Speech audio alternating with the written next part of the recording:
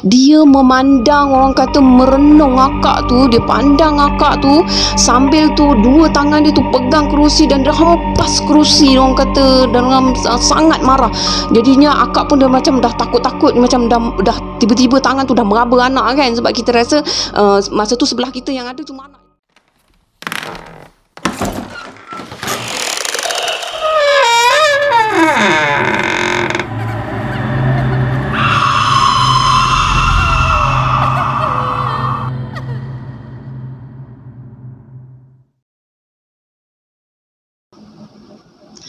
Hai korang, Assalamualaikum. Welcome back to Cengkeh Channel. Terima kasih korang kerana sentiasa support pada Cengkeh Channel.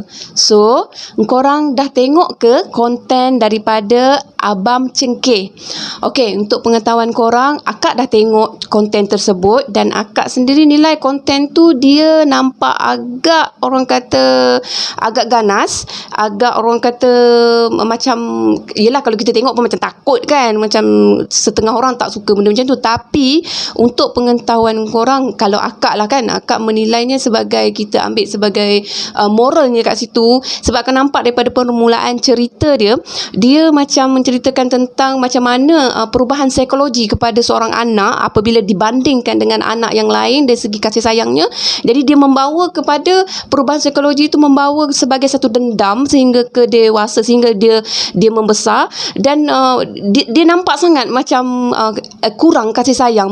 Dia macam meminta perhatian, nakkan perhatian dari orang. Jadinya dia buat benda tu sehingga dia rasa dia terpesona dengan apa yang dia buat tu, dan sehingga menyebabkan dia tak ada belah ihsan, kira macam zalim.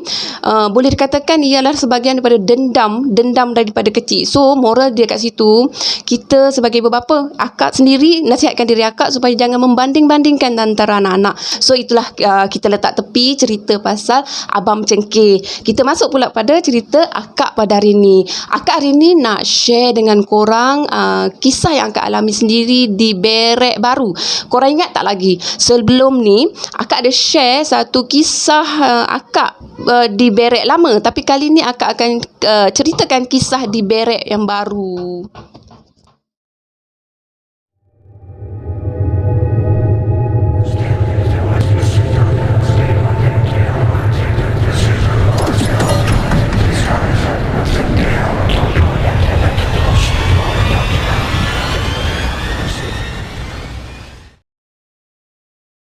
Alkisahnya bermula apabila akak berpindah ke Berek Baru. Okey, akak berpindah tu lebih kurang hujung tahun 2010.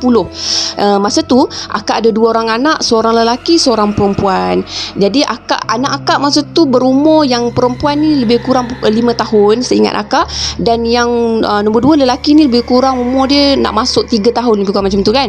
Jadinya kita orang pindah kat situ, akak ni tak ada rasa macam sepatutnya lah. Kalau diikutkan, sepatutnya bila kita nak masuk rumah baru ni, benda pertama yang kita akan fikirkan adalah tempat tu macam mana, orang kata kita buat apa yang patut. Contohnya macam kira macam baca bismillah masuk rumah tu, kira buat baca yasin ke, buat doa selamat ke apa kan. Tapi akak ni dia macam excited sangat, sebabnya Berek Baru, kira macam masing-masing pun yang lain-lain pun macam excited.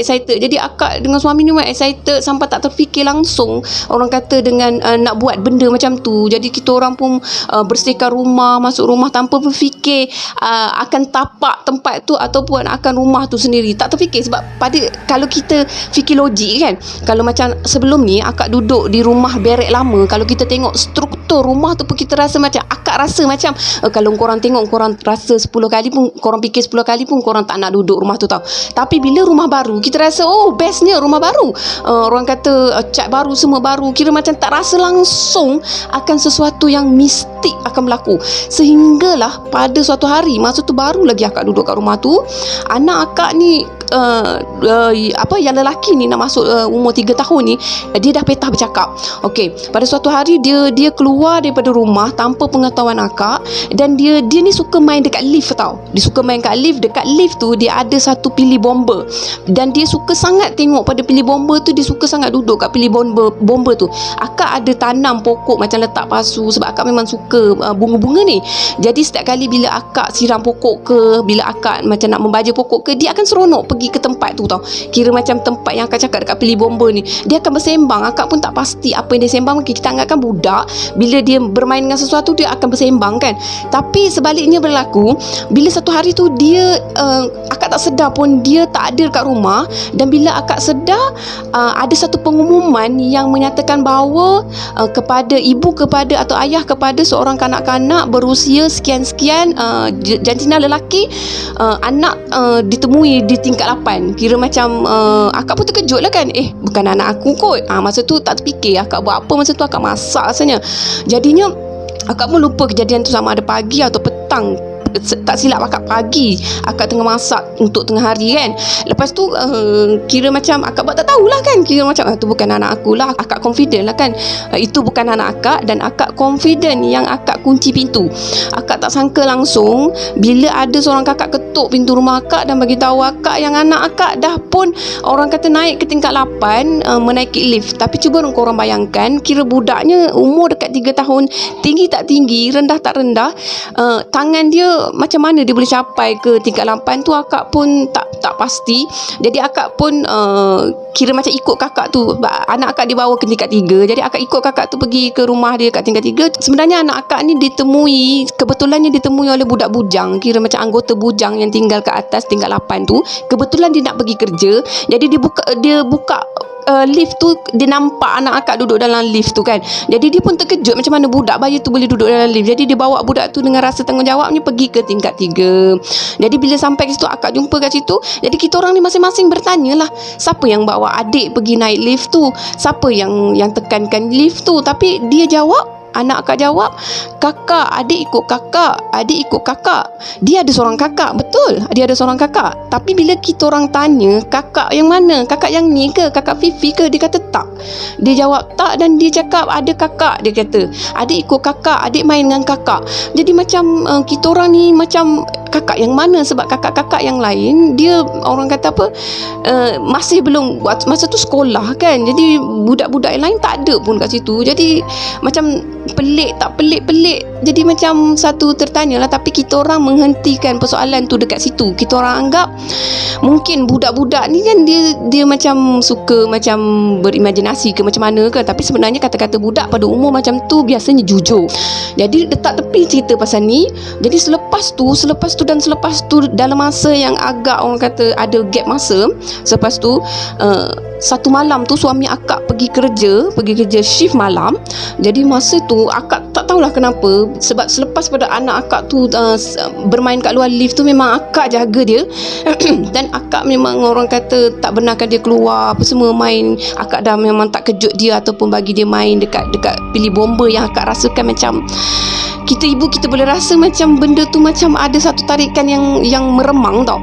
Jadi akak dah tak bagi apa semua kan. Tapi ada satu hari tu akak telah didatangi satu orang kata gangguan. Okey, gangguan dia macam mana? Dia macam keadaan yang orang kata pukul 1-2 pagi.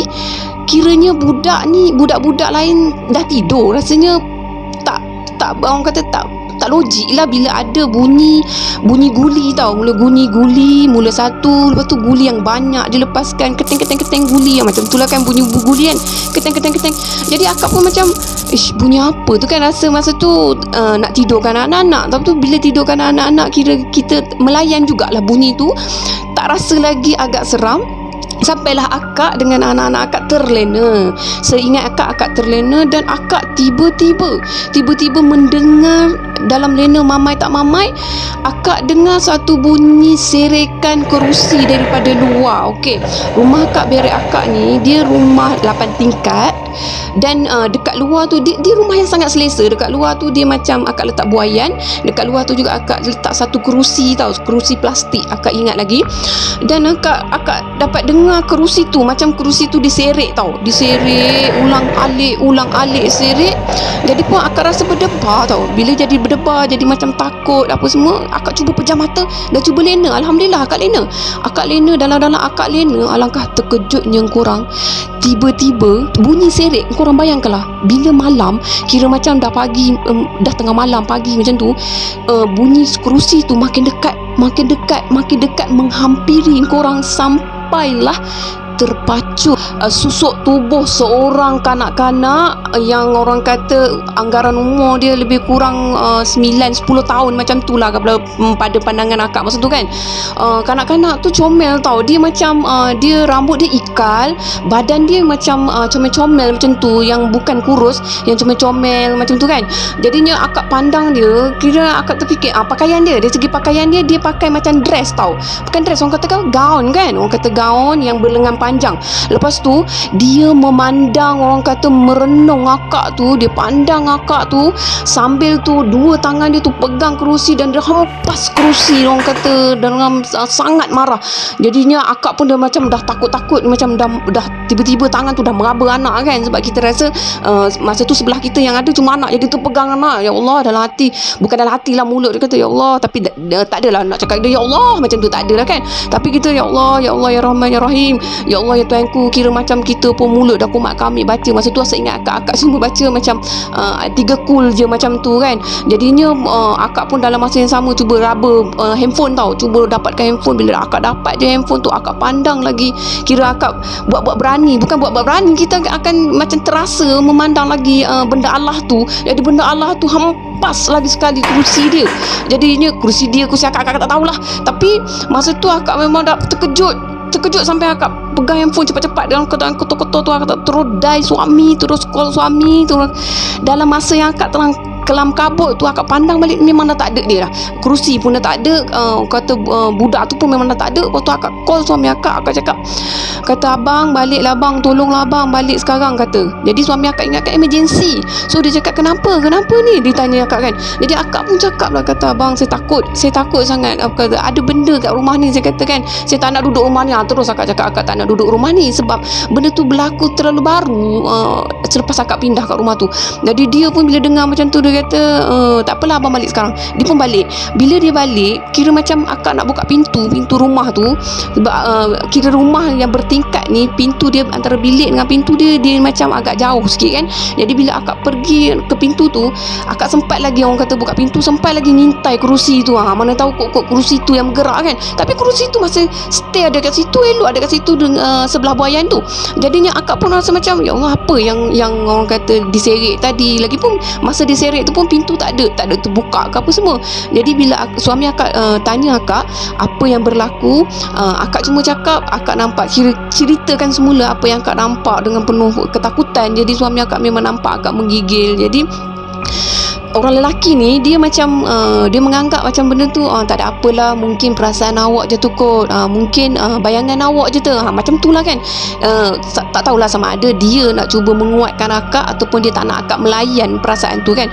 Jadi alhamdulillahnya malam tu dia standby on call. Jadi kalau tak ada kes, dia tak pergilah kan. Jadi dia pun boleh stay teman akak sampai pagi. Terlepas akak kira selamatlah akak dengan ketakutan akak tu sampai pagi.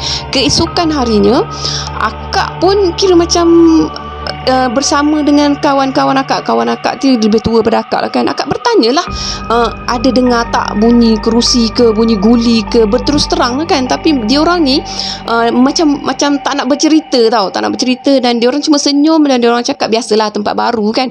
Jadi akak pun rasa macam tak boleh nak bertanya dengan diorang. Akak pergi cari kira macam rakan yang sebaya, kira macam adik-adik sebaya macam tu kan.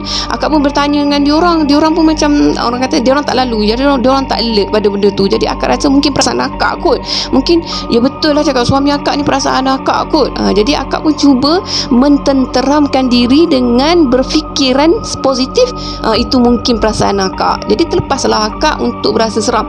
Sampailah korang satu hari ke seterusnya dalam minggu yang sama, tak silap akak, satu malam ni akak jenis memang tak boleh tidur terlalu awal bila anak tak tidur awal kan. Jadi akak duduk kat bilik akak. Okey, bilik akak ni dia ada satu orang kata tingkap yang sangat besar tau. Berek-berek situ memang tingkap dia sangat besar dan sangat clear. Bila kita buka langsir tu memang akan nampak kat luar.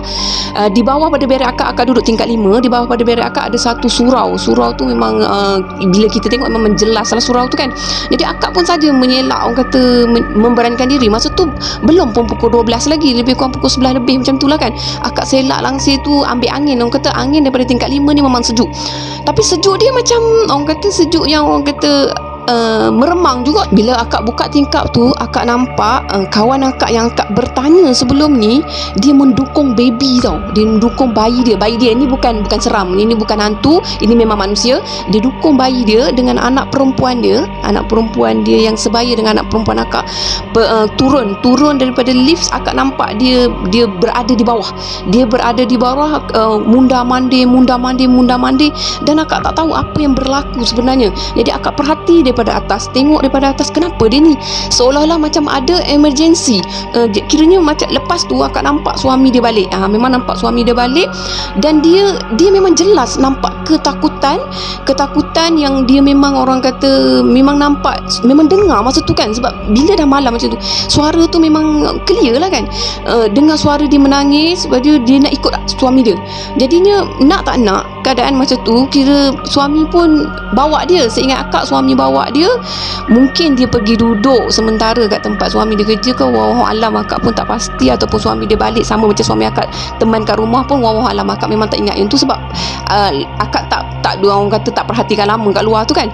Esoknya kecoh satu berek, bukan kira macam diorang bercerita lah apa yang berlaku. Okey, sebenarnya apa yang berlaku, kira macam budak ni, kawan akak ni, dia melalui apa yang akak lalui sama, cuma bezanya dia tak nampak susuk tubuh kanak-kanak tu, tapi dia mendengar ketawa. Meremang aku.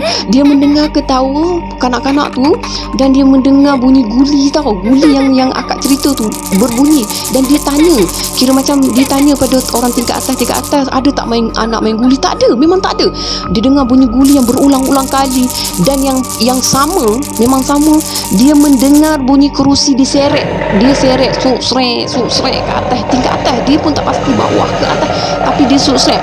Masa dia macam akak lah. Bila suami kerja malam, kita orang akan duduk dalam bilik. Seboleh-bolehnya nak pergi ke dapur pun, kita orang dah standby siap-siap dengan air pun semua dalam bilik kan. Seboleh-bolehnya tak nak lah keluar merayak mata macam tu kan. Jadi dia pun sama, dia stay kat bilik tu. Tapi makin lama dia cakap, ini dia cakap sendiri, akak bercerita dengan dia bertanya dengan orang, sama macam akak nak tahu apa yang berlaku. Jadi bila dia bercerita, dia kata bunyi kerusi tu makin lama makin kerap, bunyi guli yang makin kerap. Orang kata kerusi yang macam dihempas macam tu, macam seolah-olah macam ada sesuatu, macam yang pelaku ni melakukan dalam emosi yang sangat marah, tahu tak.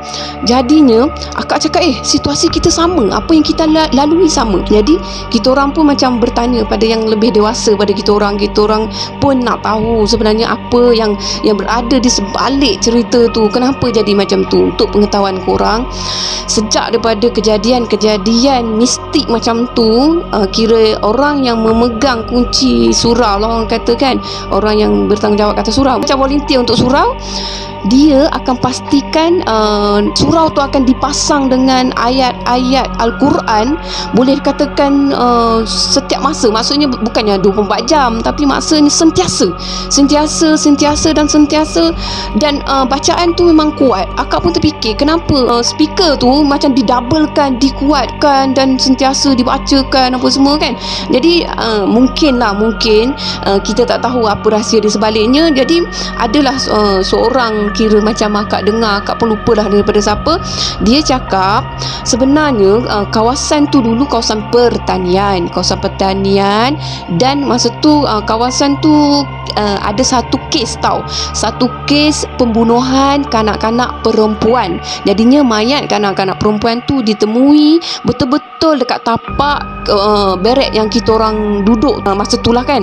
Jadinya akak pun rasa macam betul ke cerita ni. Jadi macam untuk maklumat yang lebih tepat tempat tu, akak tak adalah terus bertanya pada orang lain kan.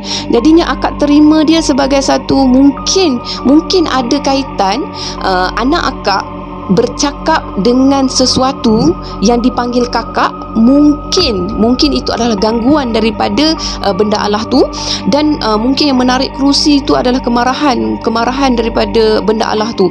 Sebenarnya dia jelmaan daripada perkara mistik.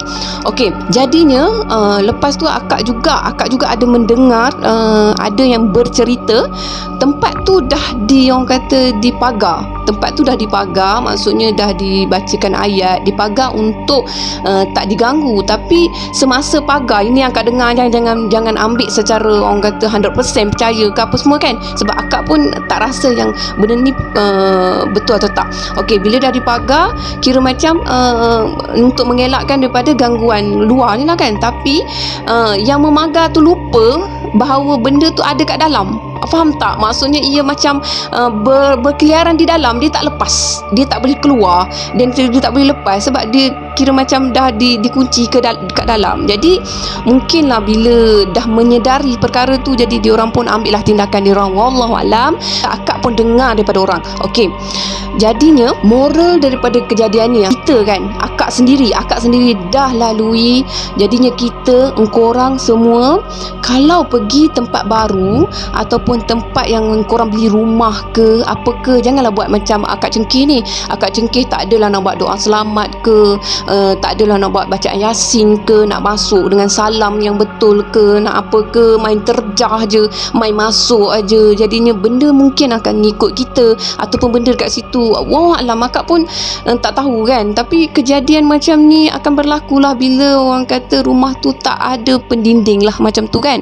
Jadi ini sahaja orang kata perkongsian akak untuk hari ni. Jadi kalau korang masih nak follow akak, boleh stay dengan akak, korang boleh lah subscribe akak. Lepas tu korang tekan butang loceng untuk sentiasa diberi notification akan cerita-cerita akak yang seterusnya. Okey korang, bye. Assalamualaikum.